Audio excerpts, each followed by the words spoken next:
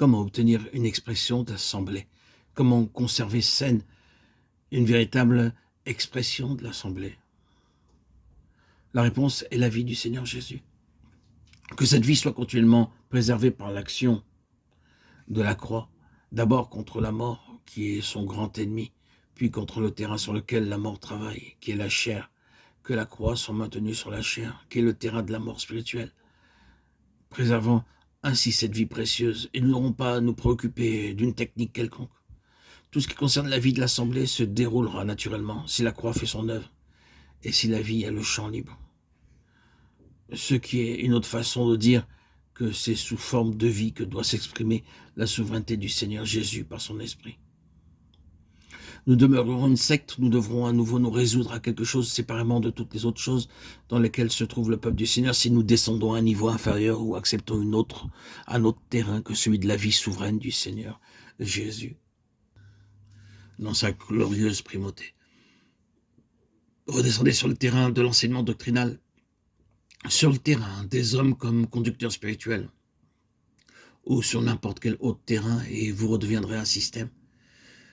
Mais si vous maintenez la position que vous avez prise par rapport au Seigneur Jésus vivant et souverainement élevé, vous attachant à la tête, alors les gens pourront dire ce qu'ils voudront et non, ce ne sera pas moins vrai que nous aurons là une expression vivante de la pensée de Dieu pour l'Assemblée, une communauté d'enfants de Dieu vivant sur une base céleste, spirituelle, universelle.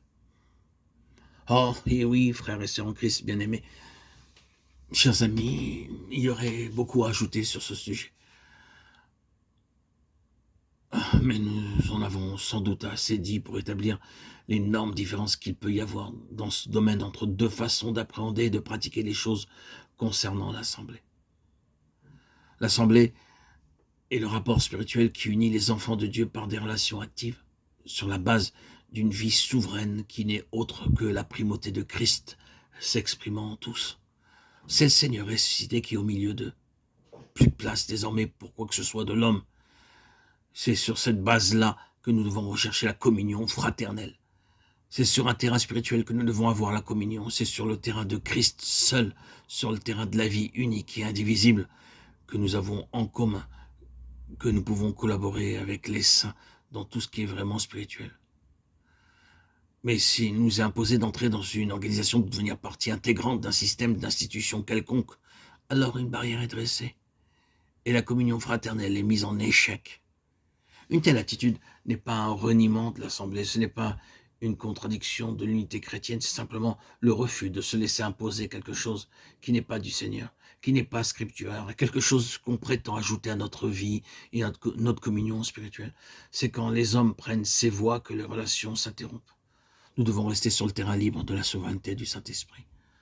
Tout cela touche évidemment de très près à la vie pratique. Mais n'oubliez pas, frères et sœurs en Christ, bien-aimés, que toute la question de la plénitude spirituelle est liée à l'observation et au respect de ces choses.